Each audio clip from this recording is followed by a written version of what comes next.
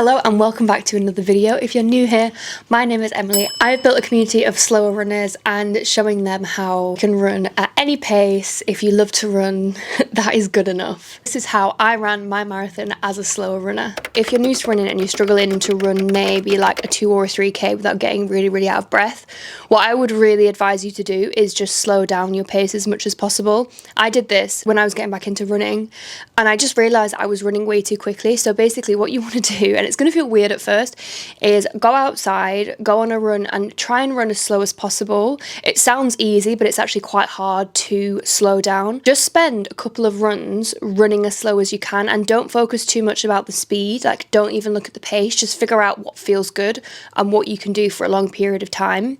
That really helped me figure out, okay, you know what, I'm actually going out way too quickly and I need to slow it down.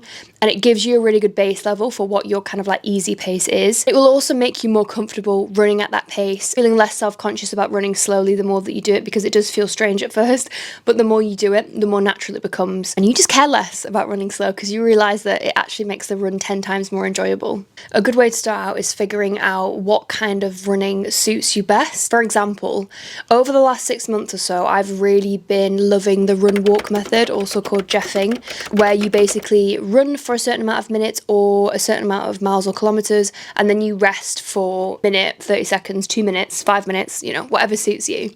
And I really love this method, especially for longer runs, just because it really helps to break the distance up. So for example, a 10k run isn't just a 10k run, you're literally just focusing on your first run interval, and you can break it down into each interval and think, okay, I just need to get through this 3 minutes and then I can rest. Do you know what I mean? I think the only downside to being a slow runner is that it means that we're outside for a lot longer. It takes a lot longer for us to get through a 10k, whereas, you know, some people are doing a 10k in 45 minutes. I'm probably doing a 10k in an hour and 8 minutes, an hour and 10 minutes, and that's kind of like a quick 10k for me. So if you do struggle with running for long periods of time, I would definitely recommend looking at the RunWalk method. What I'm going to do is I'm going to walk you through how I set my RunWalk intervals, and it's super easy. You can use a free tool. I'll jump into that in a second. What we're looking at here is mypacecalculator.com/runwalk.html. So this is the RunWalk combined pace.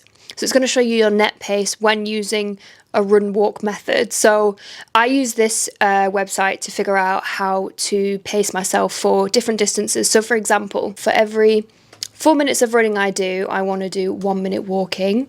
My running pace is 6:50 per kilometre, and my walking pace is, let's say, like 12 minutes per kilometre. And by the way, if you do have this data, if you wear a watch or you run with your phone, I would pull that data from Runner, from Strava, whatever app that you're using to track pace.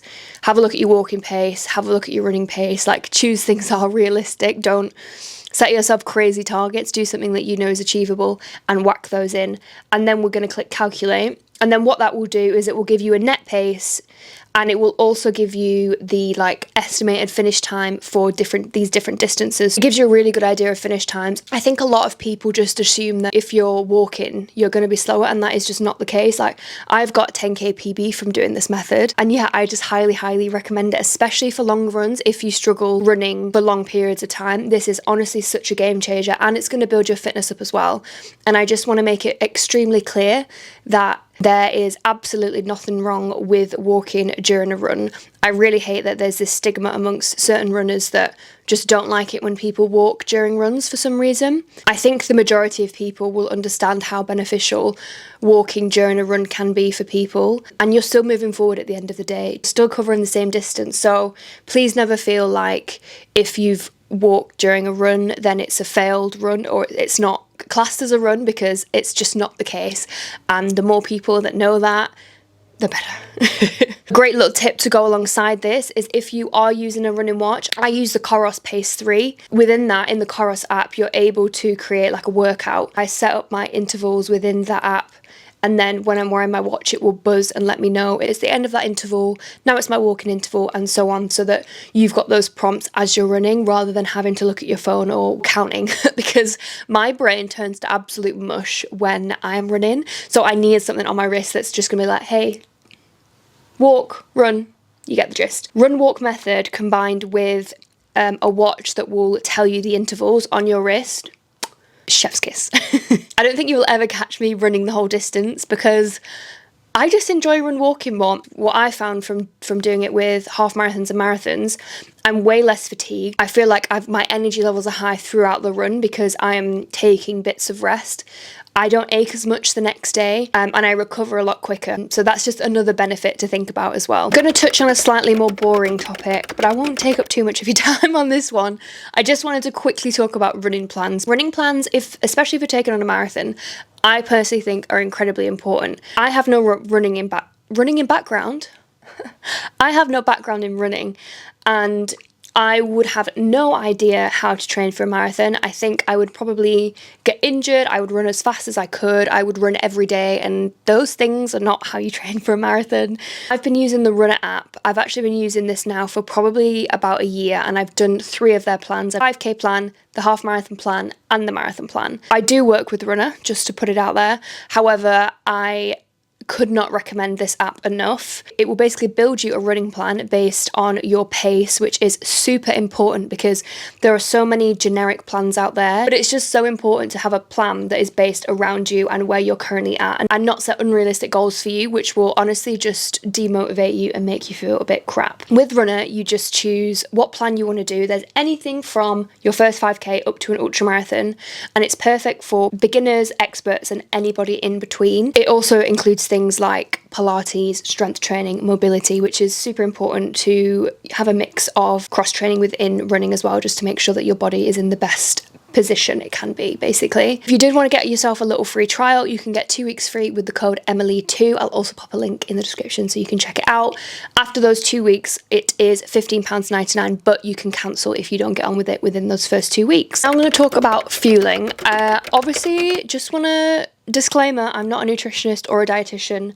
I think we all know that. Take everything with a pinch of salt, try different things, do your own research. Just have to say that. So one of the things that I struggled with as a slower runner is just the sheer amount of time that you're on your feet for, and it's super tiring on your body as well. For example, when I did my longest training run, which was 32 kilometers, I was out for about 4 hours and 5 minutes, something like that. And yeah, being out for that long is really tiring, and we really need to replenish all of that energy that we've got as we go so that we don't totally crash. It's recommended that you have about 60 grams of carbs per hour. More time on your feet for us slow runners means that we need more fuel. So what I would say is, when you're seeing other people online talking about how much they're fueling, just take into account we might need a little bit more just if we're outside for longer and on our feet.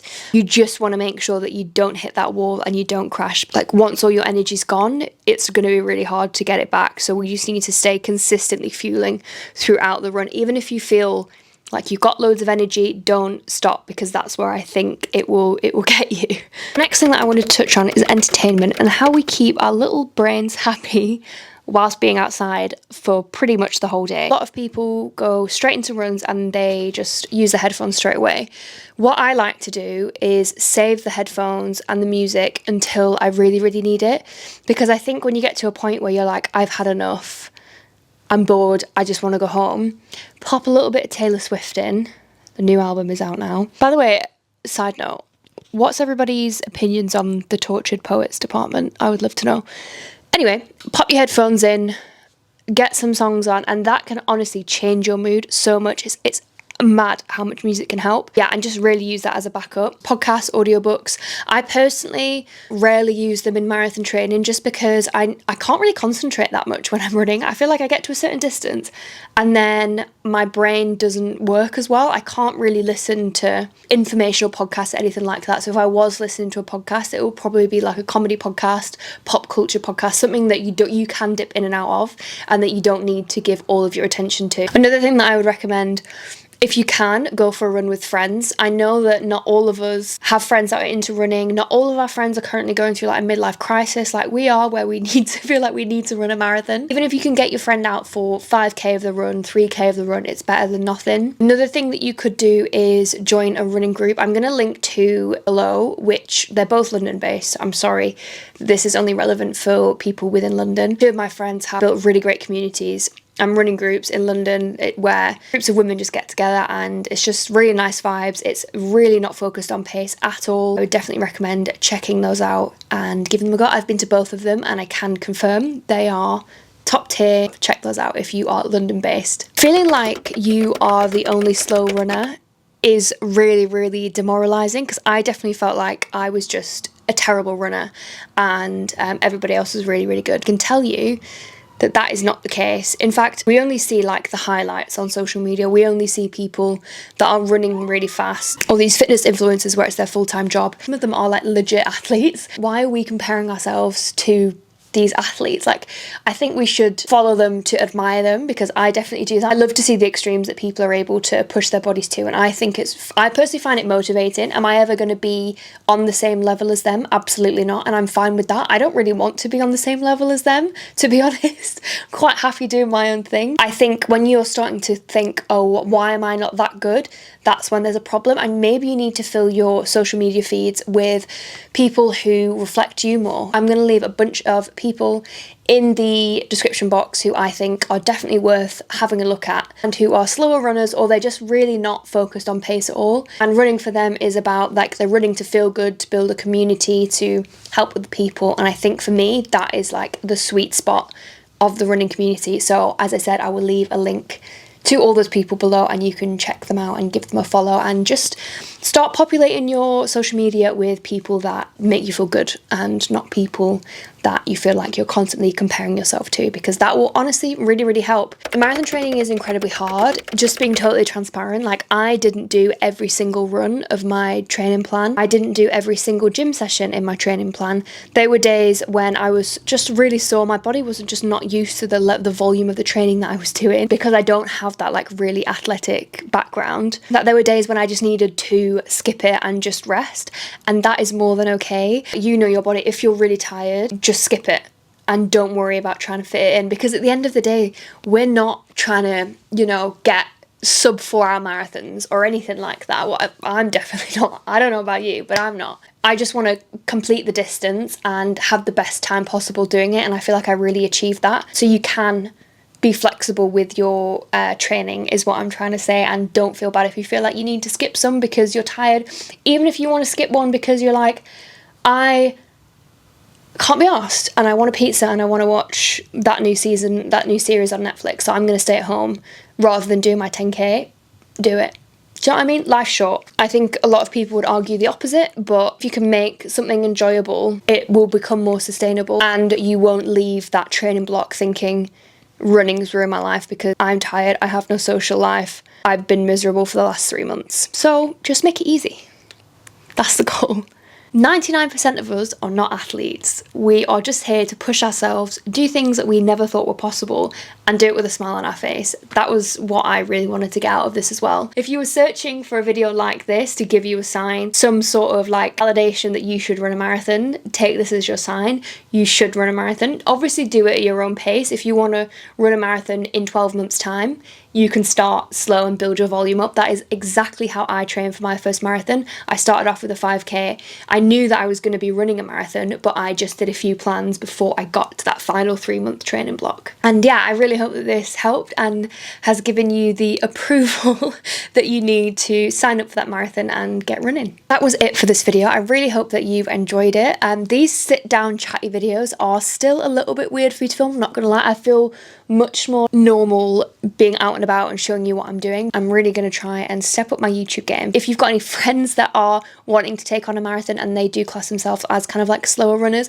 please share this video. I'd love to get more of these sorts of runners entering marathons and just like showing up for the slower runner community. So yeah, I really hope that you enjoyed this video. As always, please like, comment and subscribe. It really, really goes a long way, and I will see you in the next video. Bye.